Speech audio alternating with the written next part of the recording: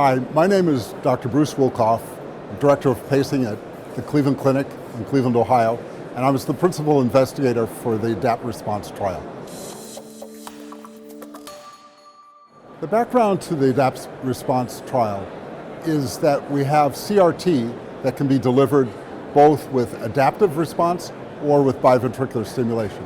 And it was our intent to study whether we could improve that outcome by using adaptive mechanisms.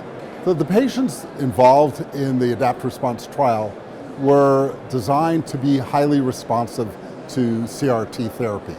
We took patients who with adjudicated left bundle branch block and function class 2 or 3 heart failure.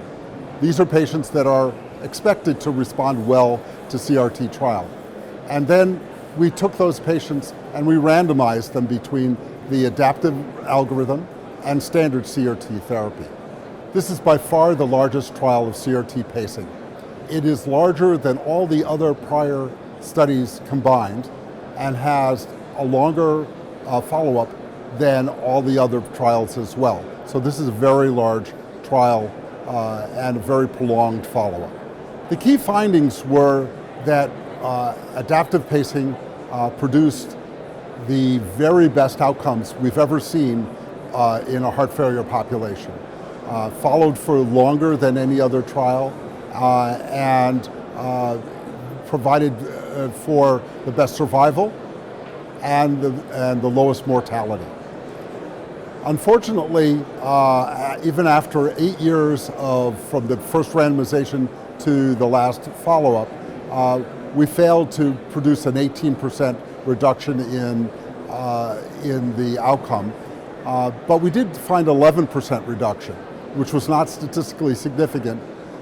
But we were able to take those patients that had adaptive mechanisms and that were very highly LV paced and have found that those patients did 24% better than the patients with traditional CRT pacing. Well, the first thing that we should think about when we interpret this data is that this is the population that CRT was intended to work for, and it works really well. And when applied to this population, we got the very best outcomes. So whatever competitive therapies there are, this is the therapy that should be benchmarked against. This is long-term follow-up. We had a median follow-up of 59 months, and we had very excellent results. So this is the therapy for these patients. And competitive therapies are going to need to benchmark against this kind of therapy. In addition, we know that patients with left bundle branch block, which are the prime source of patients for CRT, really do need to get CRT. There are a lot of other therapies out there, but for left bundle branch block patients, this therapy is unmatched.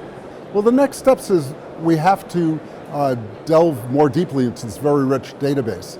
One of the really interesting parts of this study is that we had 43% women in this, randomized in this trial, by far the largest number of women. So we have various demographics that are very broadly based. It's worldwide. We're talking about 27 countries, over 270 centers, 3,617 patients that were enrolled, and the longest follow-up. So we're very excited to delve really closely into this data. I think one of the things that we're going to really be interested in looking at is this the percent adaptive pacing. I think that's a really interesting finding, and that we're going to have to really seek into that a little bit further.